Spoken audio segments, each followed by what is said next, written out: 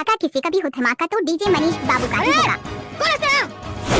बड़े से दुनिया के फिरा, छत्तीसगढ़ के बड़े से गाँव, धरनी के बड़े ना। छत्तीसगढ़ी गाने देखने के लिए हमारे YouTube चैनल को सब्सक्राइब करें और नए अपडेट्स जानने के लिए बेल आइकन के बटन को क्लिक करें।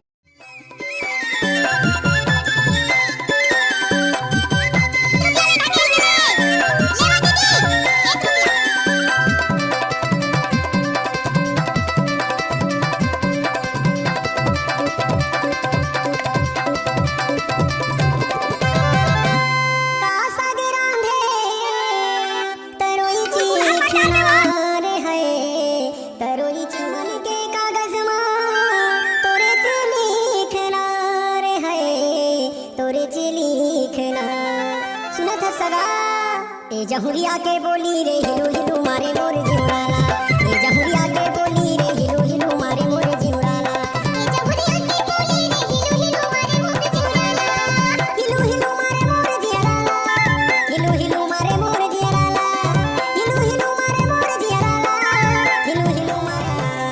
ए जहुरिया के बोली रे, ए जहुरिया के बोली रे हिलू हिलू मारे मोर जिउराला।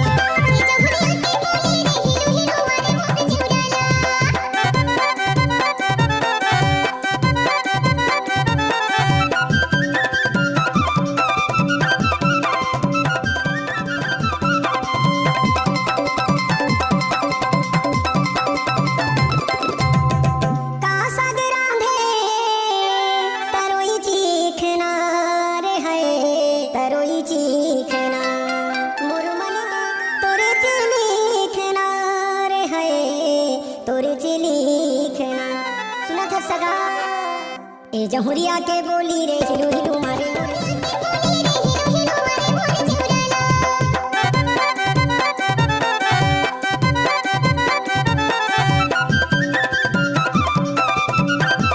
मनीष बाबू का बायां हाथ का खेल है।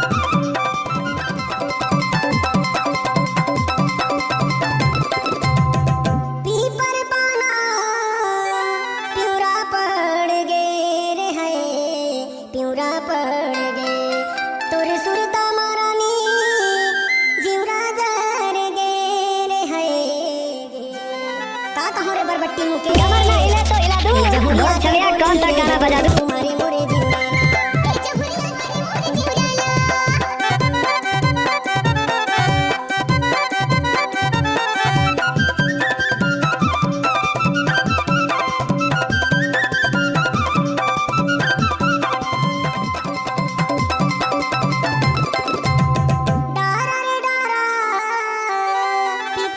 धमाका तो डीजे मनीष बाबू का ही होगा। मोर मन हा भूला गे तोरे चे पारा रे है, तोरे चे पारा। ए जहुरिया के बोली रे हिलू हिलू मारे मोर जिउराला।